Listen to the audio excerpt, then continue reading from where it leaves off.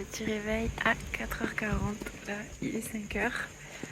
Nous sommes dans Luang-Prabang, c'est vraiment pas de tout repos ces vacances au Laos. Voilà ma tête de fatiguée. Bon, heureusement qu'on est dans le nord, on voit pas trop ma tête. Aujourd'hui on va voir le Takbat, c'est la cérémonie des moines, c'est les moines qui font l'aumône le matin à Luang-Prabang. Et normalement c'est à partir de 5h du matin, enfin ils partent des temples de la ville à 5h du matin. Pour l'instant on n'en voit pas, donc j'espère qu'ils sont bien là, qu'on s'est pas trompé d'horaire. Et donc il y a les habitants qui sortent et qui leur font des dons, du riz, des fleurs, de l'encens, enfin différents dons. Donc on va voir ça. J'ai pris l'appareil photo. Donc il y a pas mal de touristes apparemment qui vont voir cette cérémonie. Donc il faut bien rester en retrait et respecter cette cérémonie.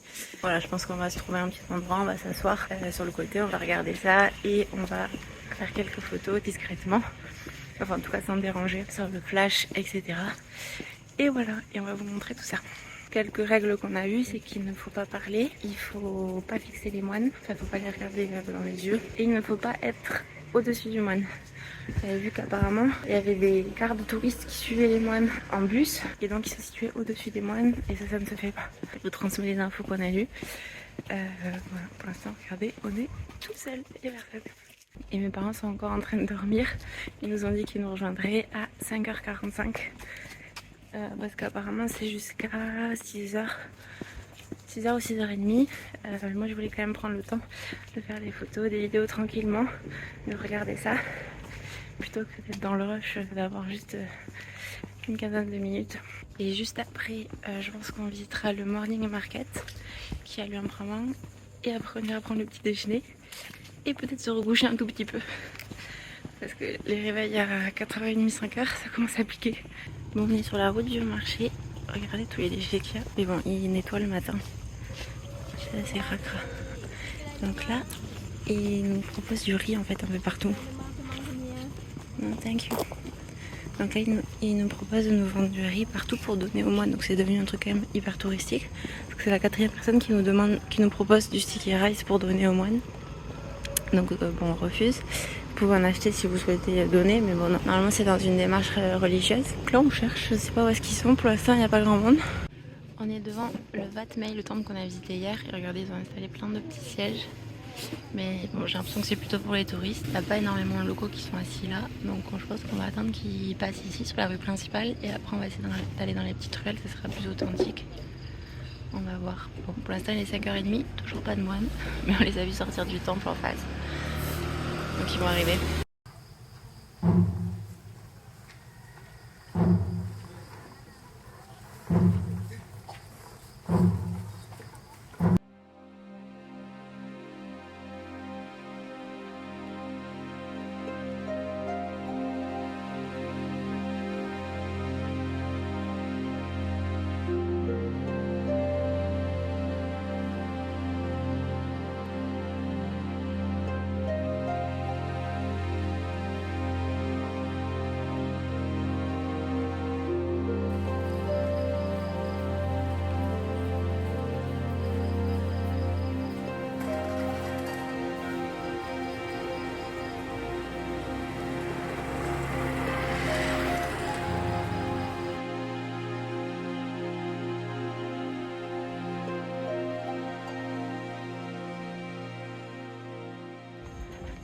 Bon, on arpente les petites rues pour voir s'il y a pas un endroit un peu plus authentique.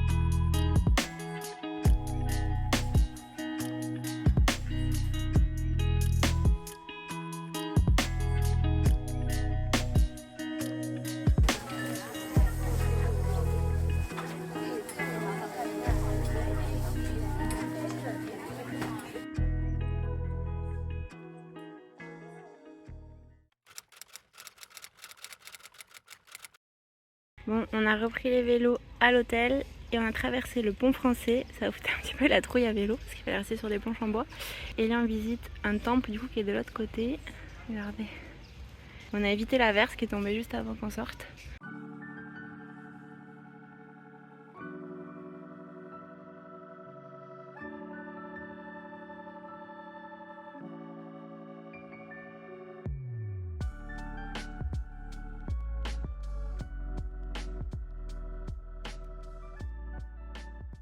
Deuxième temple de la matinée cette fois-ci, c'est celui-ci, le Wat Phan Luang. Voilà, je vous laisserai la suite. Regardez. C'est un plus petit temple que le précédent. On a mis nos vélos ici. Il n'y a pas grand monde. Et voici le pont français, donc pour les piétons, c'est par là, de l'autre côté. Et là, c'est pour les scooters et vélos. Et les voitures, les tuk-tuk, les camions, ils n'ont pas le droit de passer par là. Regardez, je vais vous montrer sans me faire écraser. Il faut rester sur ce petit chemin et avec un vélo qui n'est pas terrible. J'ai le guidon qui m'entraîne à chaque fois du côté droit, donc j'avais un petit peu la trouille. Surtout qu'il y a les scooters qui poussent derrière pour aller plus vite.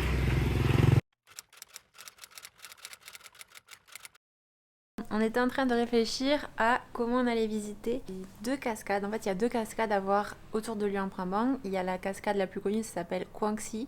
Enfin, les cascades de Quang Si.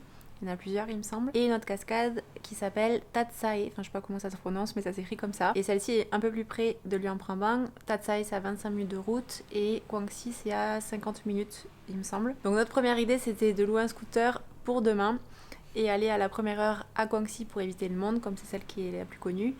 Et ensuite poursuivre avec les cascades de Tat Sae. Mais sur les loueurs de scooters de Luang Prabang, il n'y a pas de super avis.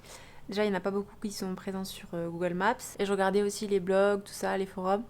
Globalement, il y a pas mal d'arnaques à Luang Prabang avec les scooters. Apparemment, il y en a qui se font voler leurs scooters. Enfin, c'est potentiellement des magouilles avec l'agence parce que comme ça, ils doivent repayer le scooter en entier. En plus, il faut laisser son passeport à chaque fois. Il n'y a pas un seul loueur qui accepte qu'on ne laisse pas le passeport en échange de la location de scooter. Et honnêtement, on n'est pas très chaud pour laisser notre passeport. Carte d'identité ou une caution, pas de souci. Mais bon, le passeport, on n'a pas trop envie. Il y a un loueur de scooter qui est pas trop mal noté sur Luang Prabang, mais il y a quand même des avis qui font un petit peu peur. Le loueur a l'air assez honnête, mais les scooters ne sont pas forcément en très bon état. Donc c'est pas qu'une question d'argent, mais c'est aussi une question de pas se mettre en danger. Il y avait un avis par exemple, l'accélérateur était bloqué en plein régime, donc ça en résulte qu'il ne pouvait pas freiner, donc c'est hyper dangereux.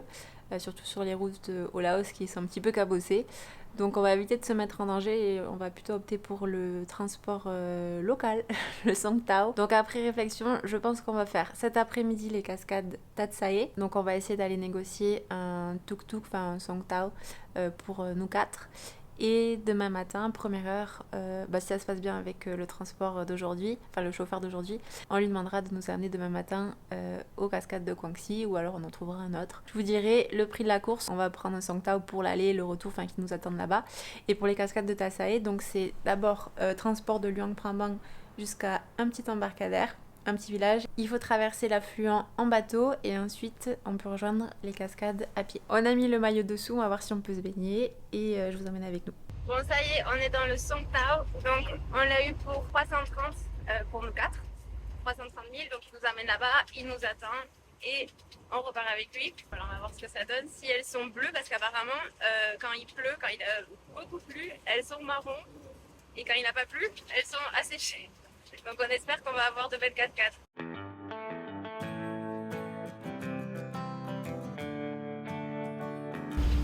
Bon, et bien regardez, 10 minutes après qu'on soit parti, il pleut et il y a du vent. Regardez le mec en scooter. Bon, mais il n'y a plus qu'à espérer qu'il se calme et que les cascades ne deviennent pas marron aussi. Mais là, ça a l'air couvert quand même. On va voir.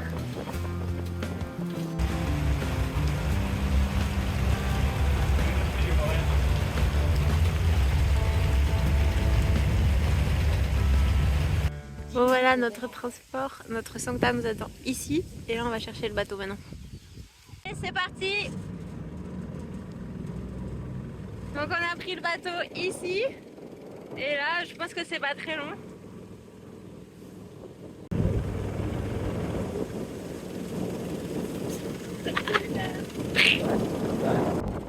Il pleut, oh là là! J'espère qu'on sera abrité dans la jungle pour aller dans la cascade, pour aller aux cascades. Parce que là il repleut. Regardez la dégaine. Il pleut. Les parents ils sont pas de kawaii. Donc d'abord on a payé le bateau 15 000 par personne et ensuite l'entrée de la cascade c'est encore 15 000 par personne, 15 000 kips. Voilà. Donc on va voir ce que ça donne.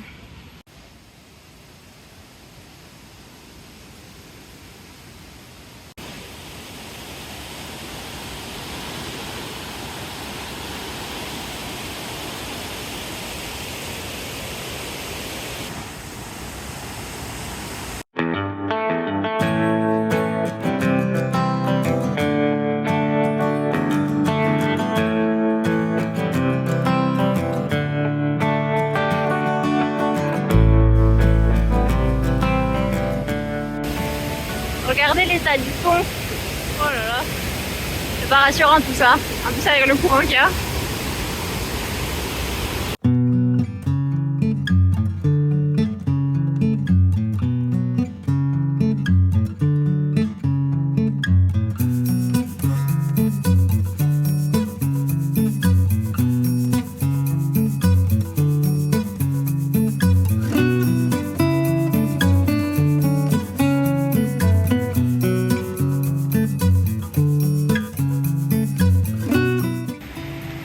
Des moines qui vont en cascade, regardez. Il nous a parlé en français le moine.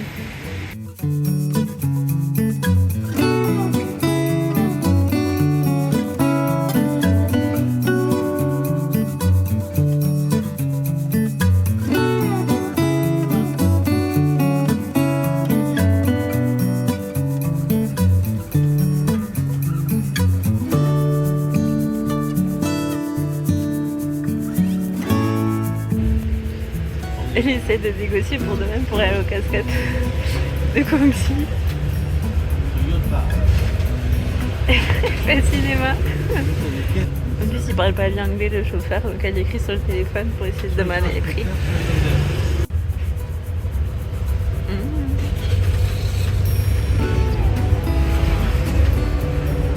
Un sketch. Et voici le Wat Manoram. Il n'est pas très loin de l'hôtel où on loge. Il y a plein de jeunes moines. Et je sais pas pourquoi, mais la plupart des temples qu'on a visités sont fermés. Enfin, on ne peut pas rentrer. Alors que beaucoup de temples, enfin la plupart des temples en Thaïlande, on a pu rentrer pour voir l'intérieur. Et là, les portes sont toujours fermées. Alors je sais pas pourquoi. Si vous avez une explication, je vais essayer d'enquêter de mon côté.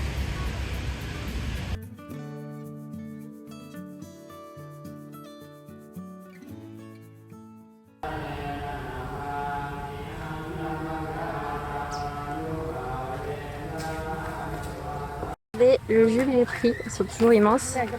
C'est à l'entrée du marché. C'est ici. J'ai pris avocat et fruits de la passion, comme à Zanzibar. On va voir si c'est bon.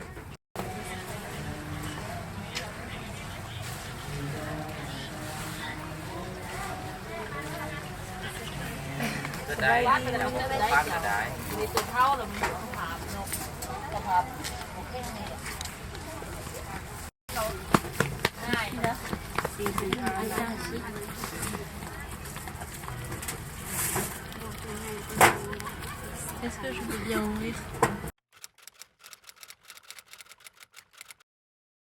ça y est, on est dans le transport, dans le Songta, regardez, pour aller aux cascades de Guangxi. Donc le chauffeur...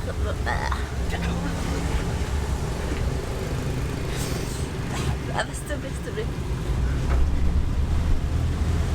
J'arrive pas. Il est venu nous récupérer à l'hôtel, j'espère que vous m'entendez parce qu'il y a pas mal de vent.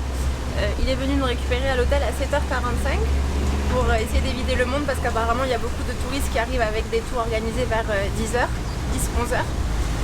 Et les cascades c'est à 45-50 minutes de Luang Prabang, donc on a un petit peu de route. Et donc là il nous l'a fait à 400 000 kip, qui est l'équivalent de un peu moins de 20 € pour nous 4, aller-retour, et il nous attend là-bas. Donc on verra la couleur des cascades parce que comme vous avez pu voir hier, c'était approximatif, c'était pas vraiment bleu turquoise, c'était plutôt un mélange entre le marron et le bleu.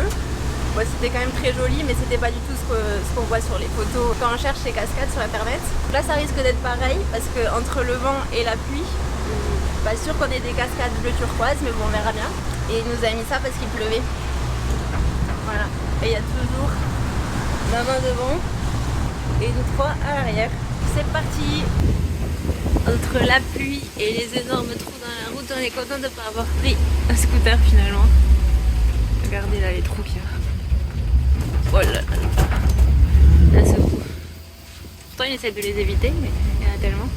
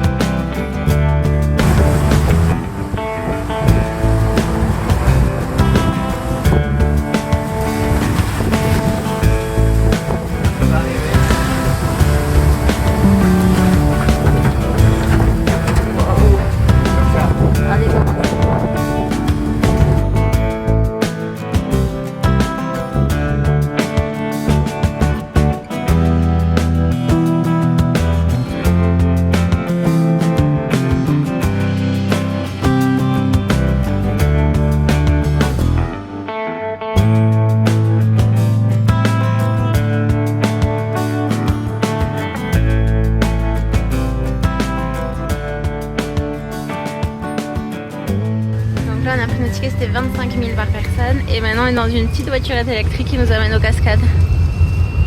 C'est parti. Donc à l'entrée des cascades, il y a des ours qui ont été sauvés du braconnage et qui étaient mis dans des cages et qui étaient capturés je crois pour leur bile. Et donc là on peut les voir ici.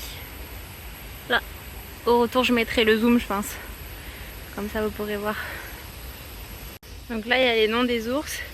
Winnie qui est arrivée comme ça et comme ça. Sylvia, oh, Sylvia elle était pas bien. Nam et.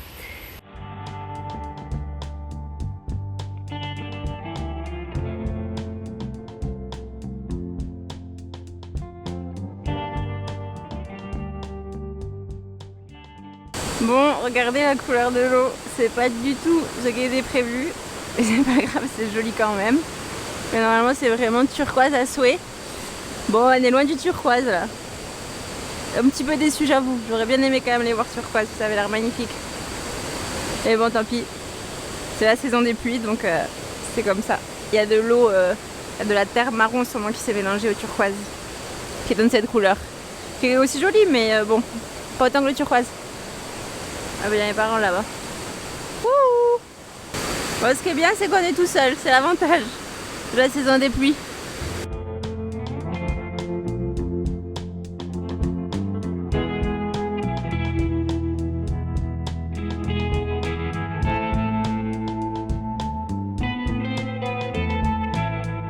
Il y a énormément d'eau, regardez. Il y a un monsieur qui est en train de mettre des fils là pour pas que les gens passent là. Parce que c'est en train de s'inonder partout. Partout. C'est pour ça qu'il y a, vu qu'il y a beaucoup d'eau, je pense que c'est bien remué. Et donc l'eau n'est pas aussi turquoise que prévu. Pas sûr de me baigner, on voit pas trop ce qu'il y a dessous. Bon, je pense pas qu'il y ait grand chose, des petits poissons sûrement, mais...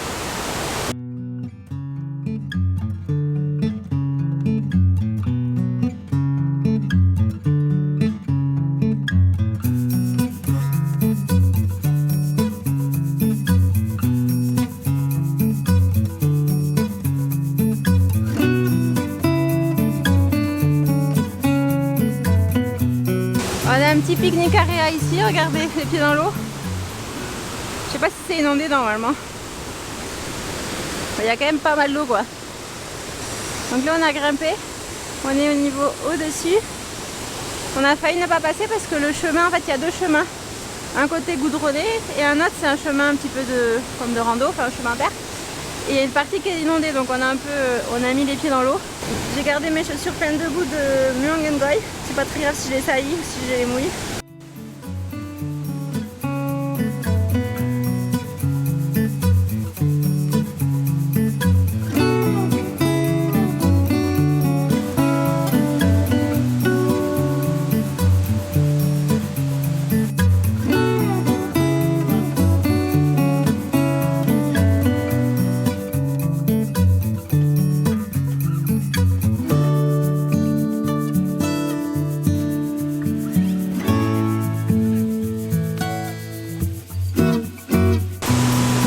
Voilà, regardez, c'est la dernière cascade, il y a du monde.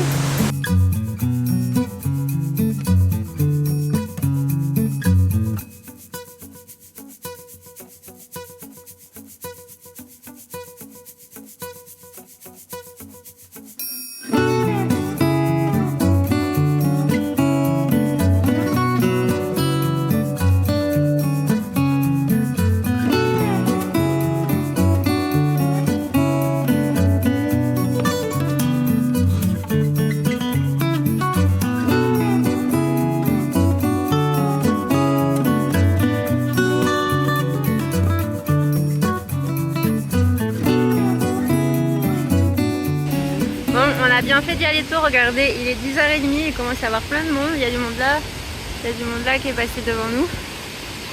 Donc allez-y tôt, et là c'est la saison basse, donc en saison haute ça doit être encore pire. Là c'est le passage un peu...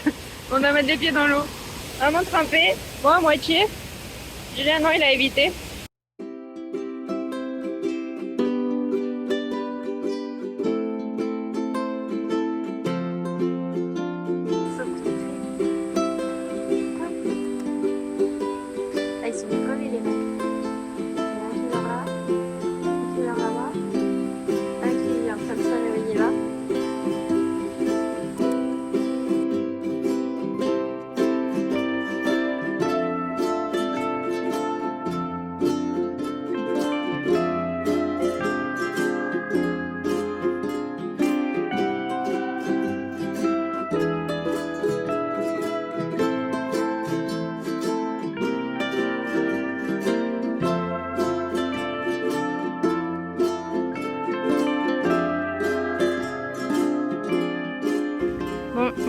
La glace au lait de buffle. Regardez, c'est sur la route, les cascades, et c'est 40 000 kips et voici les saveurs. Et nous on a pris vanille qui est un peu orange d'ailleurs. Et le petit chat il veut ma glace. On l'a fini dans le transport. Elle était très bonne à la vanille. Voilà, comme ça je pourrais dire que j'ai goûté une glace au lait de buffle. Le midi, on vient à notre cantine, toujours le resto à côté de l'hôtel. Donc j'ai pris Hainanese chicken, poulet Hainanese, je sais pas comment le traduire. Je le prenais en Thaïlande. Et Julien il a pris encore le même plat avec 2 œufs, pas de poulet cette fois mais juste des végétables, des légumes. Voilà, bon appétit. Bon, aujourd'hui c'était un jour un peu particulier puisqu'on fête nos 10 ans avec Jules, donc on s'est pris des cocktails. Enfin à la base on s'est pris 2 cocktails mais vu que c'était l'happy hour il y en avait un gratuit donc on a pris 3 cocktails à base de gin, tous différents.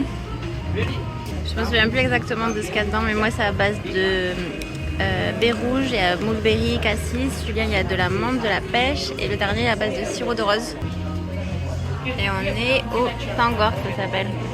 Et évidemment, on était obligé de prendre un plat de charcuterie et fromage, ce qui nous manque le plus en France ou en Espagne, où on va souvent. Et après la charcuterie et le cocktail, ça va couler. Et une petite glace au yaourt. Ça a l'air trop bon, je vous mettrai l'adresse. Bon, on est en train d'arriver à la gare, regardez. Et je crois qu'elle est limite plus grande que l'aéroport de Luang Prabang. Ça c'est ça aux nouilles. Ça va, c'est bon. Ah mais il y a un goût chelou. Bien arrivé à Vang Vieng. Et ben voilà le Blue Lagoon, regardez comme il est blue.